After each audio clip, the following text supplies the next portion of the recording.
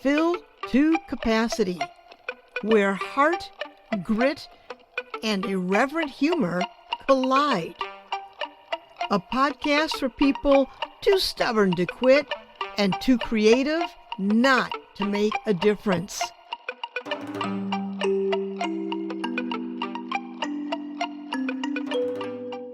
Hi, I'm Pat Benincasa, and welcome back to Fill to Capacity. Today, episode number 84.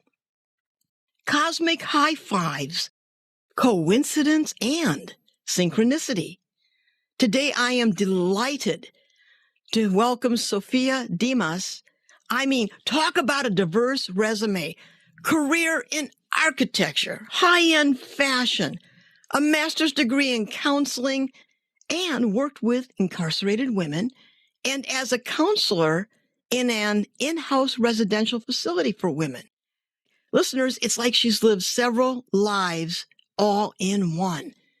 And as an architect, she worked with Buckminster Fuller and became friends of the family. Okay, now wait a minute. There's still more.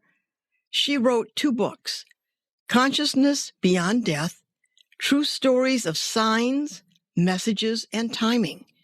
And by the way, listeners, I read that. It was fascinating.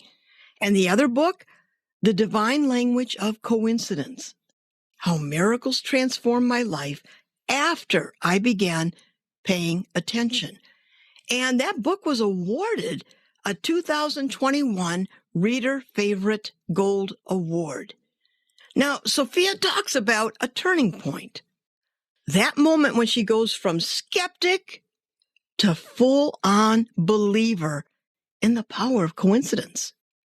Her take on spirituality, intuition, and the mysteries of life after death, it's striking a chord not just with audiences, but with scientists. Today, we're diving into how she turned an open mind into a rich spiritual life, the lessons she learned from her incredible mentors, and what it truly means to live a life guided by a higher purpose. Welcome, Sophia Demas. Oh, thank you so much for having me, Pat. Well, after reading your book, I'm just delighted that you're here. Sophia, your life is full of these amazing twists and turns, almost like a cosmic scavenger hunt. What was the first moment when you realized these coincidences weren't just random, but part of something bigger? It was when I was 19, and I was going through these 2 issues that I felt were unsolvable. They were like existential angst, like every 19-year-old, but I just didn't know how to navigate my life with these obstacles in front of me. So the one was, so far I had bought my mother's law of no sex until marriage, and it just wasn't working out for me that much. And the other thing was that I thought I was a really nice person, and every so often there would be somebody who just didn't like me. And I just didn't understand, like, why would this person not like me? And I was just angsty. And there was somebody at that moment that was filling that role. I didn't know how to solve these things. So I meet this guy. I was 19, he was 27, and he was getting his PhD in, I don't know, universal theory or whatever. And I was just mesmerized. And then I have this dream. And I write about all of this in the first book, which is basically a memoir. But I'm just the beginning of the dream, I am on stage and I am in a wedding attire. Okay. And I'm in a plexiglass booth, but there's no groom because I really didn't like the idea of marriage at the time. I couldn't believe how many people were there to see me. And so a progression of events happened. And at the end, I'm watching this stream of people come by me like it was the reception line. Most of the people just passed without looking at me. Every so often, somebody would just turn and look. And only two people turned, looked, and smiled. And those were my best friend and a trusted family friend. And so it was this angst. Well, are they going to pass me? Are they going to turn? And then I look down and I'm wearing the wedding dress, but I'm in a coffin. I just woke up in a complete horror that this was an omen of my impending death. Well, am I going to get hit by a truck? So what happened is I got up and I went to this man's house. It was like 1:30 in the morning. And he said to me, no, this has nothing to do with your physical death. He said, there are just simply things that are dead, that no longer work for you, and it's making room for the new.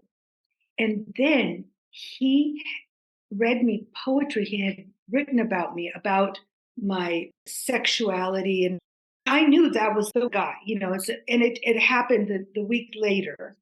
So after that, I never cared what anybody thought of me. It freed up my life so intensely, and it wasn't lost on me. It was this sort of affair lasted maybe 4 months. I mean, I'm a party girl.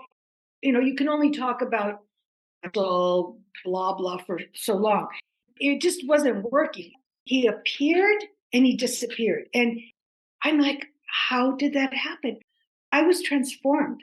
I entered womanhood in the most incredible way. So that's, I would think, when I started to pay attention. Now, you've had 3 totally distinct careers. You worked alongside Buckminster Fuller, and you went deep into all kinds of spiritual practices.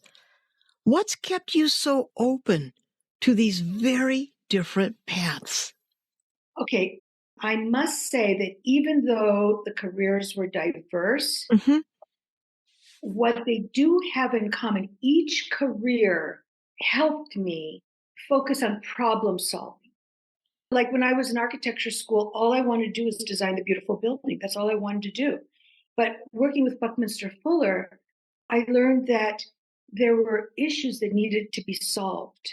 But then it got so far from beauty. My last stint in architecture was designing biotech laboratories, as far from beauty as you can get.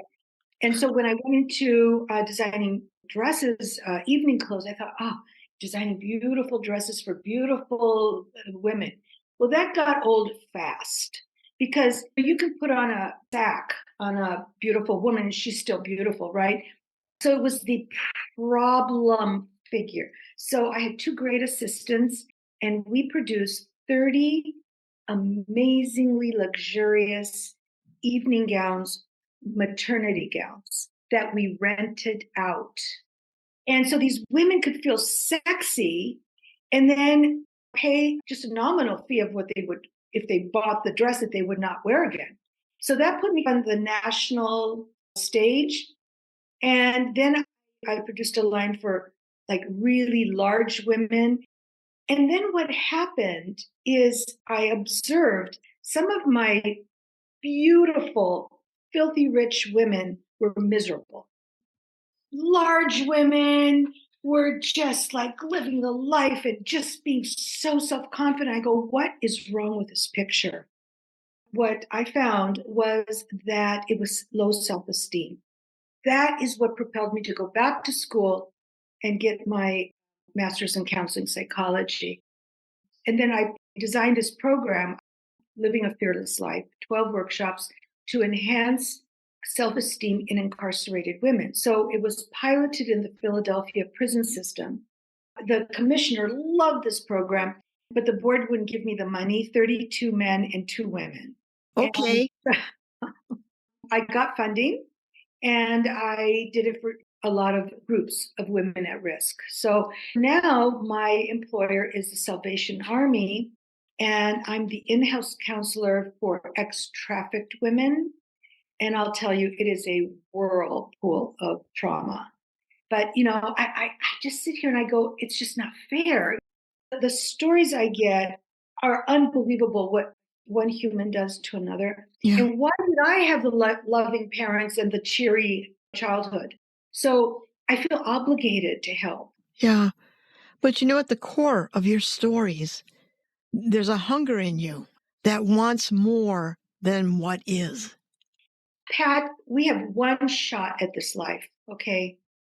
So why yearn for something and go, oh, I wish I could do that, and not do it? So I just started acting classes.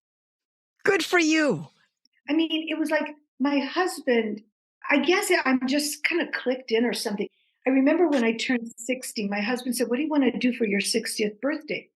And all of a sudden, I see myself on the deathbed and I'm moaning. I'm dying and I never saw the pyramids. And I said, Frank, we've got to go see some stuff. So it ended up being a 2-month pilgrimage. And I did it. I walked where Jesus walked. I went in India where Buddha got enlightened under the tree. The Wailing Wall, the Muslim Mecca? Yeah, I'm just covered. It was just incredible. So I would just advise, if I can, your listenership to just do it. Take action. Yeah. For me, there's only one question that I'm accountable to, and that is, did my being here make a difference? That's the only question I care about, quite honestly. And you're saying the same thing. It was a journey, though. And then I found that was my true purpose, is helping others. Yep. Because it just isn't fair that I got everything handed to me. Now, I want to do a reverse here. You speak of coincidences as divine communication. Can you share a time when all the signs pointed one way and you just said, no, I'm not going to do it. I'm not going to do it. Tell us about a time you resisted the signs and what finally changed your mind. Okay, I will tell you that because I would go along with it, because it's when you know it's bigger than you, so you take action. I would say, but still, I received divine guidance. Okay, we're going on our honeymoon. We're going to Mexico. We had this place reserved between Huatulco and a resort town that my friend's friend ran this resort in this place. In the middle of this place was on a hill were 9 adobe huts, and it was run by this cordon bleu chef. So you had your hut, and then you had these incredible meals, and this gorgeous view of the ocean. And okay, that was our honeymoon. And I was told that you don't need a passport to get into Mexico. You can go in with your driver's license. And so we get to the airport, and the guy says, your passport, please. And I said, you don't have to have a passport to get into Mexico. And he says, you're right, but you need one to get back into the States. Oh, God. So now we ran back. I could get my birth certificate, and we missed our plane. And I was in this deep funk. I just couldn't believe that this is happening. And all of a sudden, Frank says, look, let's get on the next plane. We have dinner in Mexico City, and then we get on the plane the next day. Great. So we found this wonderful hotel, just like steeped into the 60s, and we had this incredible meal. And the next day, we go to get on the plane. Well, the guy says, oh, I'm sorry, the last plane to Huatulco just took off. There's no more planes because there's a hurricane. And I'm like, I'm sorry, but this is my honeymoon. I don't care. I'm going to Mexico. Go over there in 20 minutes. There's a plane leaving for Puerto Escondido. This is where the resort was. So we get to Puerto Escondido, and I remember we're having lunch. The palm trees were kind of like horizontal, and we're sitting under this sort of hatched roof. We're having this soup. And I knew something was wrong with part of the hatched roof came into my soup. And I see the help is scurrying. And I said to the waitress, can we order something? I could tell something was happening. And she said, I'm sorry, we're closing the kitchen. The chef is just making things for us. I said, we'll take 2 of whatever they're making for you. And we had wine in the suitcase from our wedding. So we go, it was just horrible. We wake up. We later found out that 450 people had died in the region. Oh, no. It was horrific. This was in 1997. So we tried to go to this place and the roads are blocked and we can't go. So it's like obstacle after obstacle. You don't have your passport. You miss the plane. You blah, blah, blah. 4 days later, they cleared the roads and we went and visited there. And all but 2 of the huts had gone down the mudslide. There were 7 people that were sleeping in one hut. Answers your question, I believe. Yeah. You must be stubborn for the universe to keep sending you obstacles, blockades, saying, Sophia, no. I can't tell you how many times, like how many Mr. Wonderfuls, I'm like, oh, I'm so in love with this guy. And then it wouldn't work out. And then the next guy, and I'm like, God, why are you doing this to me? Well, some of them died. Some of them went to prison. Some of them went crazy. There was always a reason. And I feel this ongoing protection. Yeah. And somebody asked me recently, I was on a podcast, and they said, everybody has a coincidence story or a miracle story. Why do you think you have had so many? And I thought about it, and I'm crediting my mother. So she was extremely religious, but she was one of these people that her spirituality grew from her religion. I mean, it wasn't just like doing the rituals or whatever. Mm-hmm. She was truly locked in, never pushed it on me. So Greek is my first language. Any word in Greek can be made into the diminutive. So you can have Jesus, but then there's the little Jesus, the Virgin Mary, and then there's the little Virgin Mary. And she would say, if you ever want something, you just ask little baby Jesus. He loves children. And if you're scared and you feel you need protection, you ask the Virgin Mary. So she presented them as kind of my friends rather than somebody to worship. And so I figured out that from a very young age, I found that talking to unseen beings was perfectly normal. So I think that somehow there's this click, this co-creation that happens between the divine and me. But I need to take action. So that was the key for me. Because the last thing I wanted to do was write a book. The idea was unsavory, as was marriage. I did not want children. And this divine intelligence that I believe knows better than us what's best for us had other plans. I have free will, and I get to practice my free will. So I was successfully single until I was 45. In 2011, one of my mentors, Father Stephen, who I would have coffee with, so every 2 months until he retired and moved to Florida. And he's the closest thing to Jesus on this earth. He not only is an Orthodox priest, but he also has opened up all the covenant houses here, which are shelters for homeless youth. You know, a girl I told you that landed in the shelter here in Atlantic City from Turkey. And I said, yeah. And he says, well, I'm going to go take her to get her cap and gown. She was graduating from high school. Can I bring her over? And I said, sure. So he brings over this beautiful girl. And, asked, what brought you to the United States? And she tells me. And then I ask something else. And she tells me. And I'm like, huh? And Father Stephen goes, I have an errand to run. I'm going to see you back here in an hour and 15 minutes. Well, he knew exactly what he was doing. The story of abuse on every level and re-abuse, of abandonment and re-abandonment on every level. So anyway, I fell in love with her and we adopted her. Now I'm going to stop you there because that was my next question. You and your husband adopted this teenage girl from a homeless shelter. How did it transform your views on motherhood? Mother's Day became my new favorite holiday. It was wonderful. I didn't have to go through all the diapers or anything. It was just a blessing.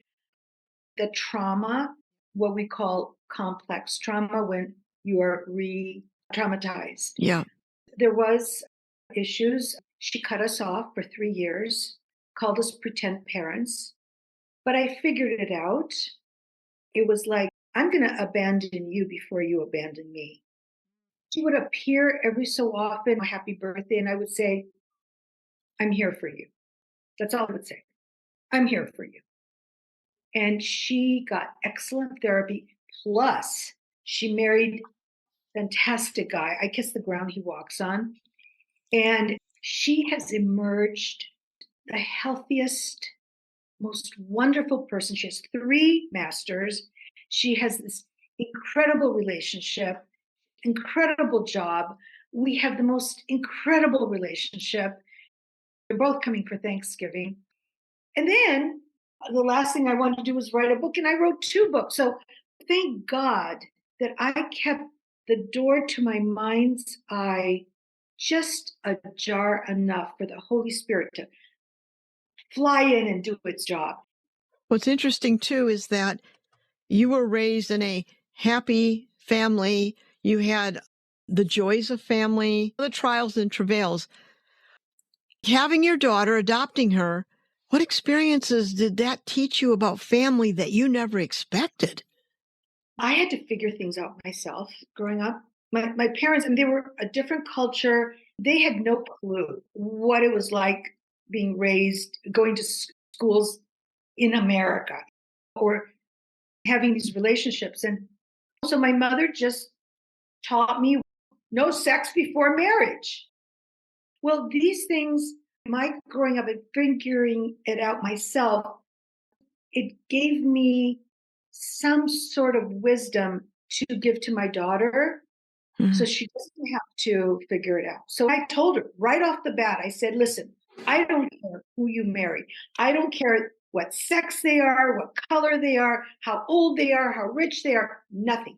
I don't care. The person needs to have one asset, one requirement, and that is not only to allow you to do what you want to do, but to be right there and support you at it. And she said, well, Dad is a high bar to top. Because my husband, I could say, oh, I want to hang naked on the chandelier in the lobby of the Ritz. He would say, what time would you like me to take you? You know, so boy, did she pick the right guy. So it was like I was able to kind of guide her because of things I discovered along the way. Well, that's wonderful. I want to talk about coincidence. And in American culture, there's sort of this underlying current to poo-poo coincidence. Like, oh, that happened. Or, yeah, oh, that's odd, but it happened. Okay, never mind. And move on. And there's a wonderful series of books called the Maisie Dobbs series. And one of the main characters says, coincidence is a messenger of truth. And I've never forgotten that.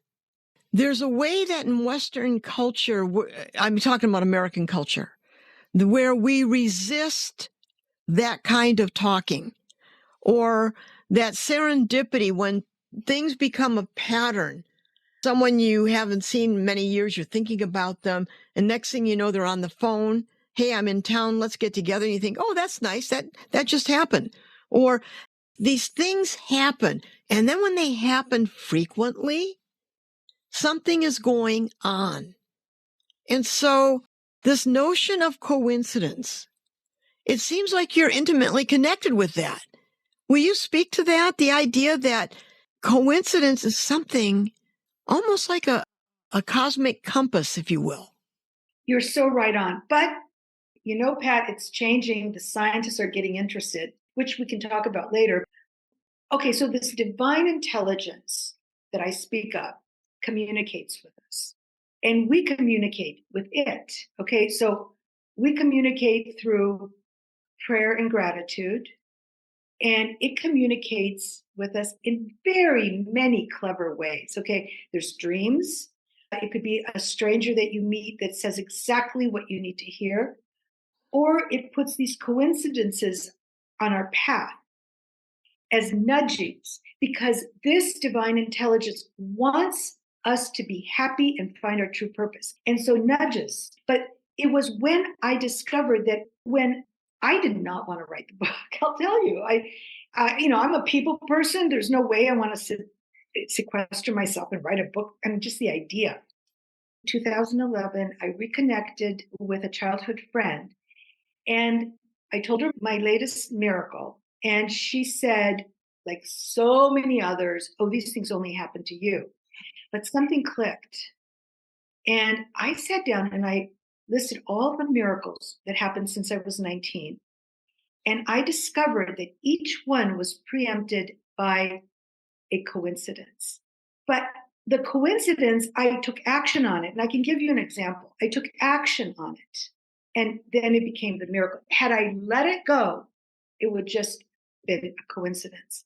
So this consciousness, all these messages, all this communication happens through consciousness. Yeah. So I'm going to distinguish between a mere coincidence and a meaningful coincidence or a synchronicity.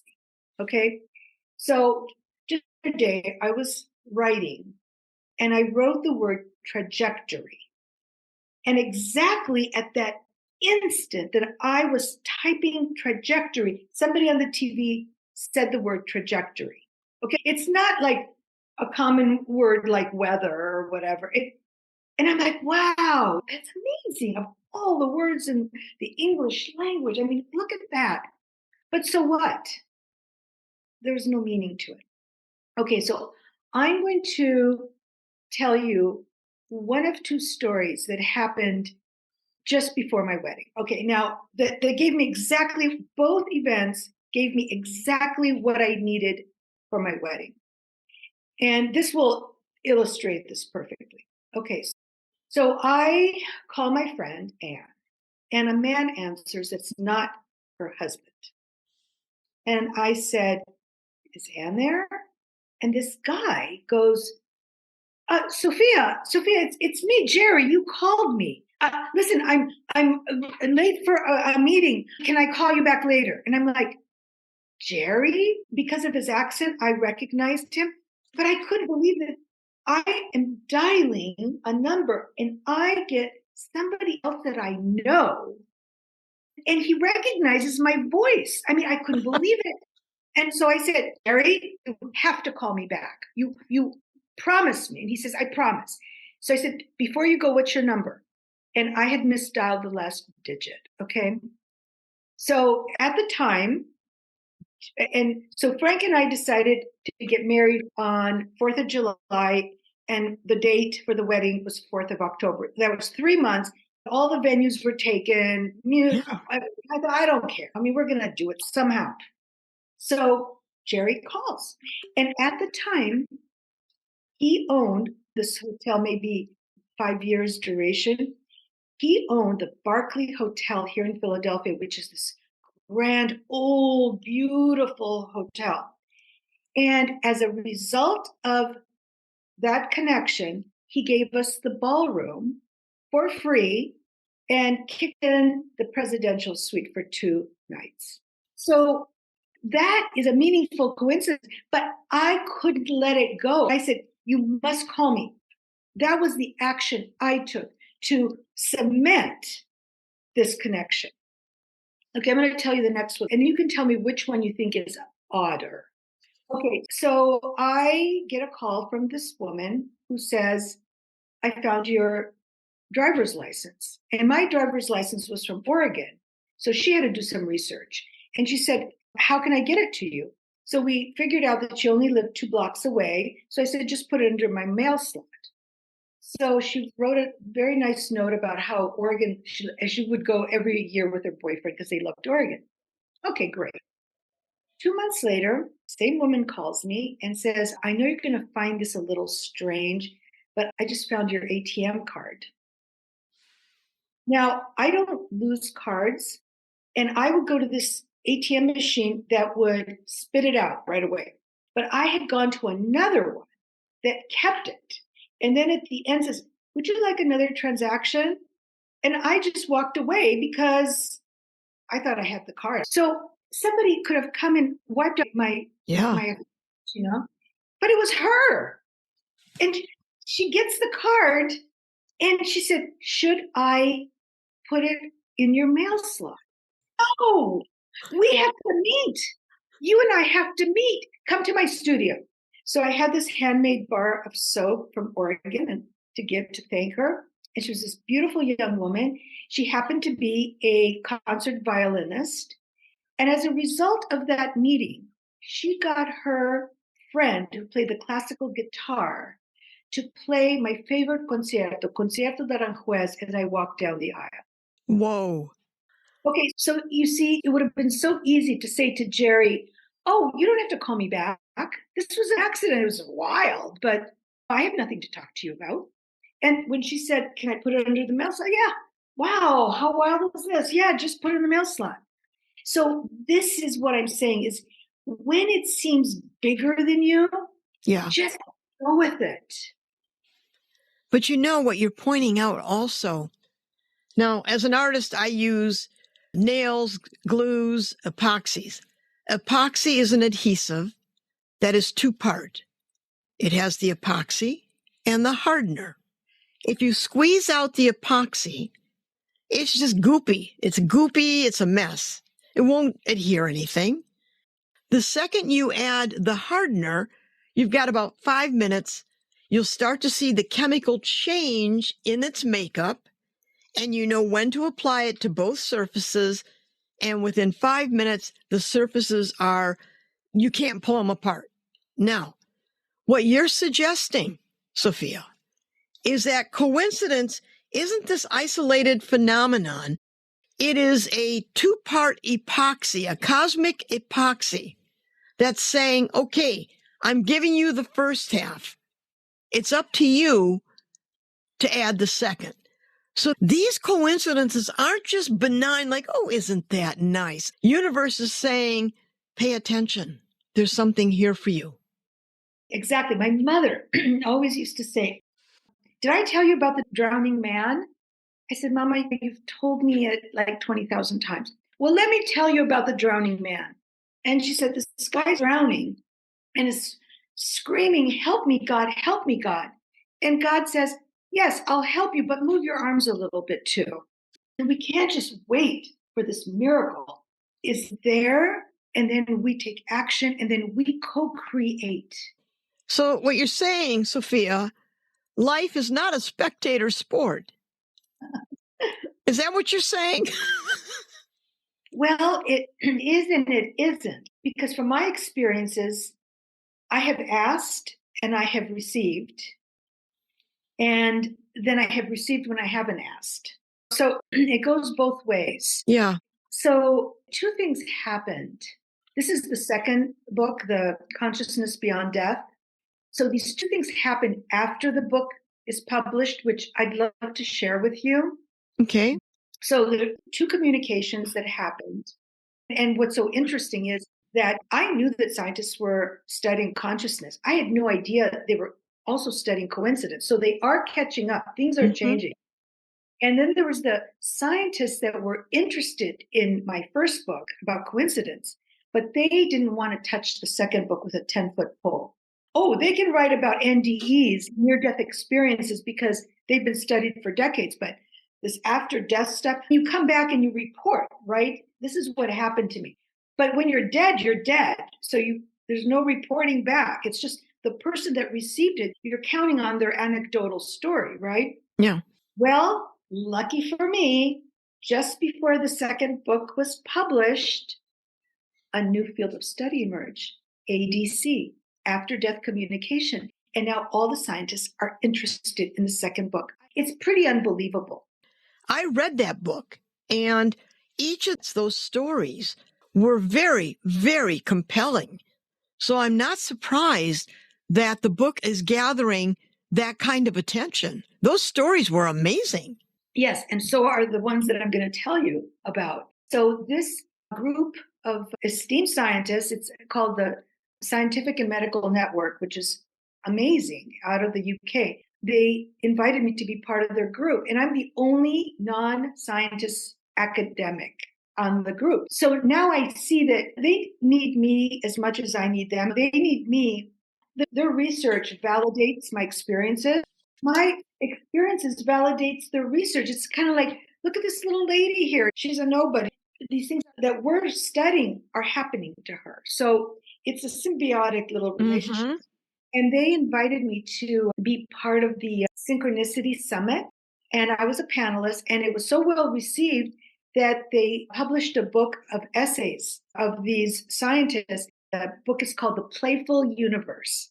And a lot of their essays was, oh, I was a non-believer, but God, these experiences transformed me. And they talk about spiritual paths. So these two things happened since the book was published. I told my eye surgeon about the second book. So one story is unsolicited, spontaneous intervention. And the other one, I asked and I received. So the eye surgeon says, well, I have a story for you. I said, okay, go ahead. She said, I had to go to a gala with my husband, and I did not want to go to this gala. I was dead tired. The day was full of these surgeries, and I just didn't want to go, but we had to go to the gala. And afterwards, she goes, I had to take the babysitter home because my husband's rule is never be alone with a female babysitter. On the way back, I heard my grandmother scream, wake up! I came to, and I was heading into a brick wall. And she had just the right amount of time to slam on the brakes. But this coming to implies that she was asleep at the wheel. So she was not conscious. How this communication was transmitted? Was it a dream? What? It's the timing that gives it the full awe-inspiring reaction here, okay? So about 4 months ago, one of my closest and dearest friend died of a heart attack. This woman was this amazing global person. She was East Indian descent, raised in South Africa. Her brothers were in Australia, so she would visit there. Undergraduate degree at the University of Edinburgh, PhD at the University of Pennsylvania. She knew all these ambassadors, and one time she came here and she took me to New York to visit her friend Gloria Steinem. There was no doubt in my head that I was going to grow old and die with her. So about a month ago, I'm walking down the street thinking of her, and I found myself saying, no, Pushpa, if there's anyone who's going to give me a sign, it's you. I said, maybe it's too soon, but when you're ready, you have to give me a sign. The very next morning, I swear to you, I got a Facebook friend request from her. But I have had friend requests from people who are already my friends on Facebook. Like somebody's trying to hack into my account or something. I have over 500 friends. Of all these people, it's Pushpa who's going to hack my account. I mean, it's just bigger than you. Yes, it is. What strikes me is that you started out being an architect wanting to design and build beautiful buildings. But in the trajectory of your life, you've become an architect of consciousness.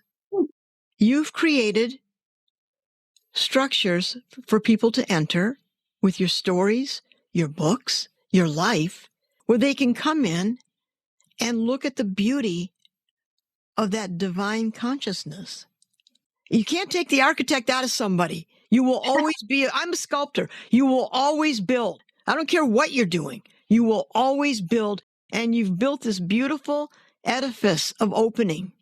And I will tell you, if there is one thing that I would like your audience to take away from this, Yeah, is that I am not special. I am not a guru or a saint.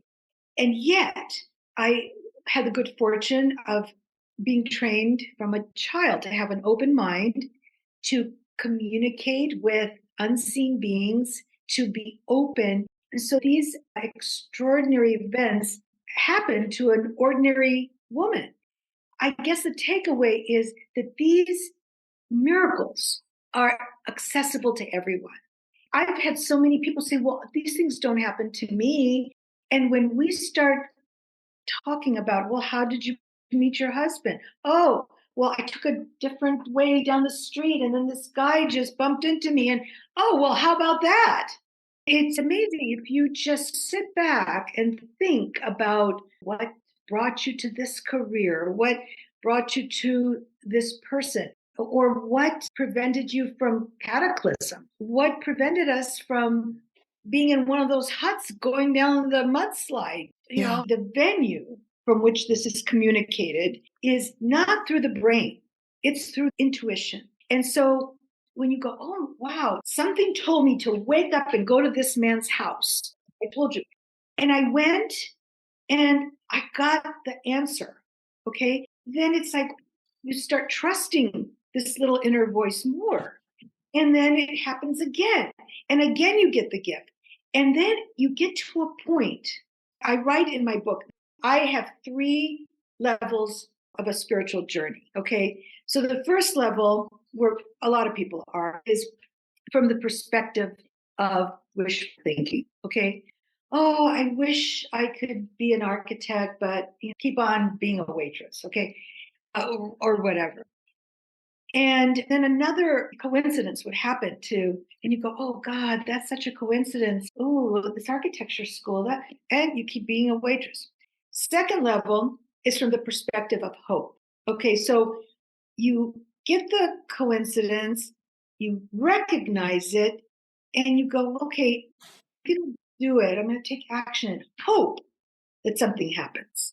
But then the third level is the position of faith.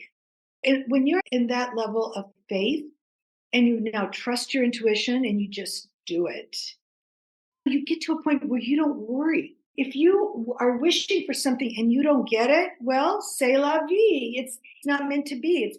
It's saving you from something. And so you just live your life. In God we trust. I guess that's what I'll leave it at. In God we trust. I would like just to add a little postscript to that beautiful explanation.